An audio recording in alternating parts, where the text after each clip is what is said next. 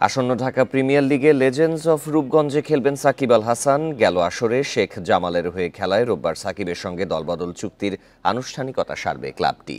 যদিও ডিপিএলে তার খেলা নিয়ে শঙ্কা থাকছেই। এদিকে ড্রাফটের প্রথম দিনে বিভিন্ন দলের সাথে চুক্তিবদ্ধ হয়েছেন ক্রিকেটাররা। সরকার পরিবর্তনের পর দেশের মাটিতে পা পড়েনি।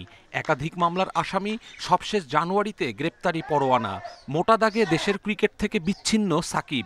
খেলা হয়নি বিপিএলে, অবৈধ বোলিং অ্যাকশনে জায়গা মেলেনি চ্যাম্পিয়ন্স ট্রফির স্কোয়াডেও।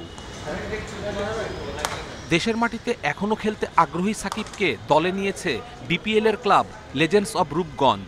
যদিও দেশে ফিরে তার খেলা নিয়ে জটিলতা থেকেই যাচ্ছে, তবে সাকিবকে পাওয়া নিয়ে বেশ আশাবাদী ক্লাবটি। সবচেয়ে বড় আকর্ষণ সাকিব আল হাসান।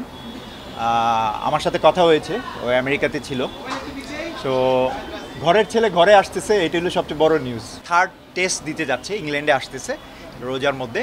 ওই টেস্টে একটা কোচও দিয়েছে ইংল্যান্ডের, এবং সে কোচ এগ্রি করলে সে আবার পরীক্ষা দিবে। ড্রাফটের প্রথম দিনে মিরপুরে দেখা গেছে লিটন দাস, এনামুল বিজয়, শামীম পাটোয়ারিদের। এবারের আসরে ভিন্ন ক্লাবে দেখা যাবে বেশ কিছু তারকাদের।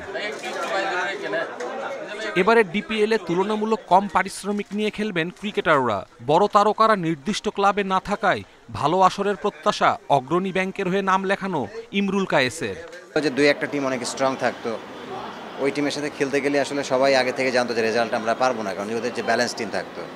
ওই দিক থেকে এবছর ওইভাবে নাই। এবছর সবাই ঠিকমতো টিমটা করতে পারছে, প্লেয়াররা বুঝতেছে, ক্লাবরাও রিকোয়েস্ট করতেছে প্লেয়ারদেরকে যে তাদেরকে অন্যবারের মতো হয়তো বা অ্যাফোর্ড করতে পারবে না। ওই দিক থেকে প্লেয়াররা মেনে নিয়েছে। আমার মনে হয় যে হয়তো বা নেক্সট থেকে এগুলো ঠিক হয়ে যাবে। রোববারও চলবে ডিপিএল প্লেয়ার্স ড্রাফট। আসর শুরু 3 মার্চ। কপিল পাল, ইন্ডিপেন্ডেন্ট নিউজ।